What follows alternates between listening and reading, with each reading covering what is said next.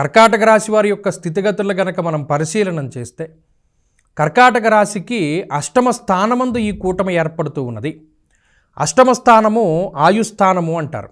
గోచారవశాన అంటే ఈ గోచార రీత్యా ద్వాదశాష్టమ జన్మస్థా అని చెప్తుంది శాస్త్రం. అష్టమంలో ఎక్కువ గ్రహాలు కూడి ఉండడం మంచిది కాదు.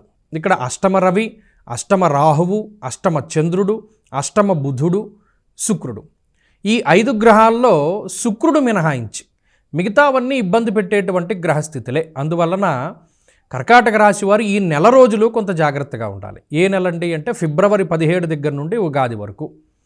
దుర్దోష శత్రు సంవాదో గమనం వ్యధ అన్నది శాస్త్రం. ఈ నెల రోజుల్లో ఏ విధమైనటువంటి వాటిల్లుతాయి? దుర్దోష శత్రు సంవాదో, అనవసరమైనటువంటి తగువులు, గమనం వ్యధ, ప్రయాణాలు ఏమైనా చేయవలసి వస్తే ఆ ప్రయాణాల వల్ల శారీరక అలసట, మానసిక శ్రమ, డబ్బు ఖర్చు మినహాయించి ఏ విధమైనటువంటి ప్రయోజనం లేకపోవడము, ఏ రకంగానూ కూడా ఆ ప్రయాణం ఉపయోగపడకపోవడం. అలాగే అజీర్ణమయ సంతాపం జానుబాధాంత దైవచ, ఇక్కడ మిగతా గ్రహాల తాలూకు స్థితిగతులు ఆరోగ్యం పైన ప్రభావాన్ని చూపుతున్నాయి. ఈ ఉదర సంబంధమైనటువంటి సమస్యల్ని ఈ గ్రహస్థితి సూచిస్తోంది. గ్యాస్ట్రిక్ సమస్యల దగ్గర నుండి, అజీర్తి దగ్గర నుండి, ఈ మోకాళ్ళ నొప్పుల దగ్గర నుండి కొంత ఎక్కువగా ప్రభావాన్ని చూపిస్తాయి. కాబట్టి ఈ నెల రోజుల పాటు కర్కాటక రాశి వారు కొంత జాగ్రత్తగా ఉంటూ, ప్రత్యేకించి ప్రతిరోజు కూడా శివాష్టోత్తర శతనామావళి స్తోత్రాన్ని గనక పారాయణ చేయగలిగితే ఈ దోషం నుండి బయటపడడానికి అవకాశం ఉంటుంది. ప్రతిరోజు వీలున్నంత వరకు శివాలయంలో దీపం పెట్టాలి. లేని పక్షంలో ఈ శివాష్టోత్తర శతనామావళి పారాయణ చేయగలిగితే ఈ అష్టమ స్థానస్థిత గ్రహాల నుండి బయటపడడానికి అవకాశం ఉంటుంది. ఇక సింహరాశి వారికి సంబంధించినటువంటి స్థితిగతులు చూస్తే, సింహరాశి వారికి ఈ పంచగ్రహ కూటమి సప్తమ స్థానమందు ఏర్పడుతూ ఉన్నది. ఇది మిశ్రమమైనటువంటి ఫలదాత. ఇదంత మంచి కాదు, అంత చెడు కాదు, మధ్యస్థమైనటువంటి ఫలితాన్నే ఇస్తుంది. ఏ రకంగానండి? ఇటు సప్తమ స్థాన స్థిత రవి దారాపుత్ర విరోధస్య అన్నారు. ముఖ్యంగా సామంత జన విద్వేష దారాపీడాసుతామయం అనేది శాస్త్రవచనం. ప్రత్యేకించి ఇదంతా కూడా జీవిత భాగస్వామి లేదా సంతాన సంబంధమైనటువంటి విషయాల మీదే ప్రభావాన్ని చూపెడుతుంది.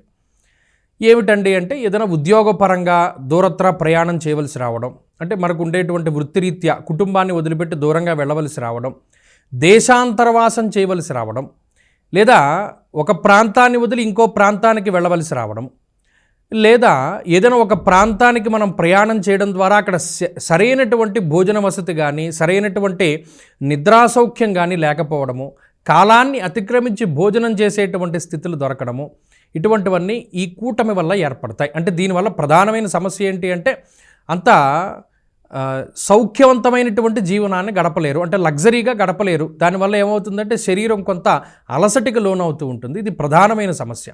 దాంతోపాటు కుటుంబానికి దూరంగా ఉండవలసి రావడము, సామంత జన విద్వేష, ప్రత్యేకించి ఎవరైనా మన అనుకునేటువంటి వారు కొంత వ్యతిరేకంగా మాట్లాడుతూ ఉండడం, మీతో కలవకపోవడం లాంటివి ప్రధానంగా ఈ నెల రోజులు కనబడతాయి. ముఖ్యంగా ఈ ఫిబ్రవరి 17 నుండి ఉగాది వరకు ఈ విషయాలను దృష్టిలో పెట్టుకోవాలి. ప్రత్యేకించి ఈ సమయంలో పెట్టుబడులు పెట్టడం కూడా అంత మంచిది కాదు. ఈ విషయాన్ని కూడా సింహరాశి వారు దృష్టిలో పెట్టుకోవాలి.